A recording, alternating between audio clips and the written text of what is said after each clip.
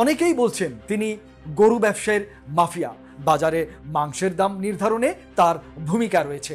বলছিলাম সাদেক এগ্রোর কর্ণধার মোহাম্মদ ইমরান হোসেনের কথা, যার বিরুদ্ধে নানা অভিযোগ রয়েছে।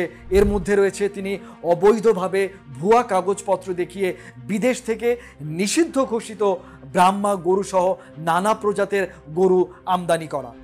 সর্বশেষ তার বিরুদ্ধে রাজধানীর রামচন্দ্রপুর খাল দখল করে সাদেক এগ্রো গড়ে তোলার অভিযোগ রয়েছে। এ সমস্ত অভিযোগের বিষয়ে আজ আমরা আলোচনা করব স্টার নিউজ প্লাসে।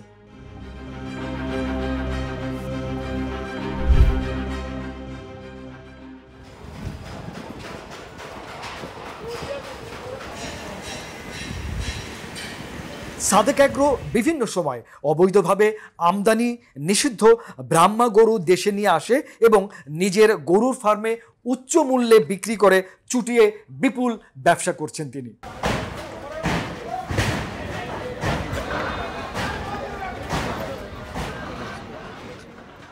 অবৈধভাবে গরু আমদানির পাশাপাশি সাদেক এগ্রো রাজধানীর মোহাম্মদপুরে অবৈধভাবে রামচন্দ্রপুর খালের বড় একটি অংশ দখল করে চুটিয়ে ব্যবসা করে যাচ্ছেন। সেখানে আজ উচ্ছেদ অভিযান চালিয়েছে ঢাকা উত্তর সিটি কর্পোরেশন।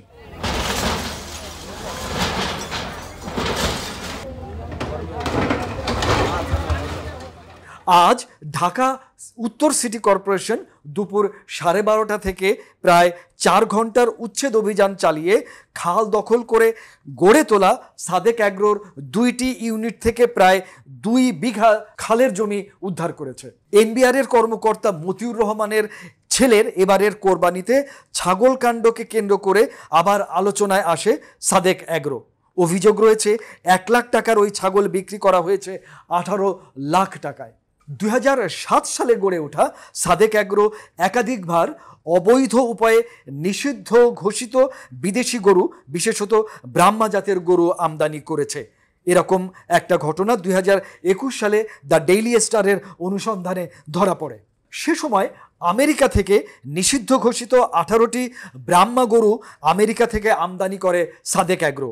অনুসন্ধানে দেখা যায় প্রাণী সম্পদ এবং কাস্টমস কর্মকর্তাদের ভুয়া ডকুমেন্ট এবং স্বাক্ষর জাল করে ওই গরুগুলো আমদানি করা হয়। বাংলাদেশ গোমাংসে স্বয়ংসম্পূর্ণতা অর্জনের পর 2016 সালে সরকার ব্রাহ্মা জাতের গরু, যেটি প্রধানত মাংস শিল্পের চাহিদা পূরণে ব্যবহার করা হয়, তা আমদানি নিষিদ্ধ করে। 2021 সালে 18টি গরু ধরা পড়ার পর সাভারের কেন্দ্রীয় গো প্রজনন ও দুগ্ধ খামারে গরুগুলো নিয়ে লালন পালন করা হয়। কিন্তু সর্বশেষ গত রমজান মাসে সরকার যখন সুলভ মূল্যে গরুর মাংস বিক্রির সিদ্ধান্ত নেয়, তখনই সাদেক এগ্রোর কর্ণধার ইমরান হোসেনের ডেইরি ফার্মার অ্যাসোসিয়েশন ওই গরুগুলো ছাড়িয়ে নিয়ে আসে বলে জানান মনিরুল ইসলাম, যিনি হচ্ছে কেন্দ্রীয় গো প্রজনন ও দুগ্ধ খামার সাভারের পরিচালক। একটি সূত্র দ্য ডেইলি স্টারকে জানিয়েছে, সুলভ মূল্যে গরুর মাংস বিক্রির কথা বলে ওই ব্রাহ্মা গরুগুলো ছাড়িয়ে নিয়ে আসলেও আসলে এই গরুগুলো ইমরানের জিম্মাতেই রয়েছে। খাল দখল এবং ব্রাহ্মা গরু আমদানিতে জালিয়াতির বিষয়ে যোগাযোগ করা হলে সাদেক এগ্রোর কর্ণধার মোহাম্মদ ইমরান হোসেন জানান, ওনারা খালের অবৈধ জায়গা মানে দখল মুক্ত করবে এবং রাস্তার অবৈধ জায়গা দখল মুক্ত করবে। তো এখন যে জায়গায় আমাদের সাদেক এগ্রোর অফিস রুমটা ছিল, ওটা বেসিক্যালি আমার ভাড়া নেয়া, আমি ওই জায়গার মালিক না। আমার ভাড়ার নিয়ে চুক্তিনামা আপনাকে পাঠাচ্ছি, সমস্যা নেই। এখন বলতেছেন যে আপনি যে স্থাপনাটা বানাইছেন সেই স্থাপনার পারমিশনটা দেন। তো এখন এইরকম টেম্পোরারি টিন দিয়ে তৈরি করা স্থাপনার কোন রাজুকের পারমিশন প্রয়োজন নাই। ব্রাহ্মা জাতের গরু আমদানি নিষিদ্ধ কোথাও লেখা নাই। কোন জাতের গরু আমদানি নিষিদ্ধ পৃথিবীতে। আমি প্রথমে আরেকটা কথা বলি, সেটা হচ্ছে কোন ব্রিড ক্যাটল এবং গোট, কোন ব্রিড অবৈধ বলে কিছু নাই। কিছু ব্রিড কিছু কিছু জায়গায় রিস্ট্রিক্টেড আছে, এটা পালন করতে ডিসকারেজ করা হয়, বাট ব্যান্ড নাই। আচ্ছা, আমি কিন্তু ব্রাহ্মা কোনো ইলিগাল ডিক্লারেশন দিয়ে আনি নাই। ওই জায়গায় একটা কাগজ দেখাইছেন, সেটা হচ্ছে আমি অধিদপ্তরের এনওসি জাল জালিয়াতি করছে। আচ্ছা, আপনি একটু দেখেন 21 সালের রিপোর্টটা, আমি আপনাকে কারেকশন দিচ্ছি। 21 সালে উনি যে জাল জালিয়াতি কথা বলছেন, কাগজ দেখাইছেন, সবাই আসলে কাগজের ভিতরে দেখে নাই।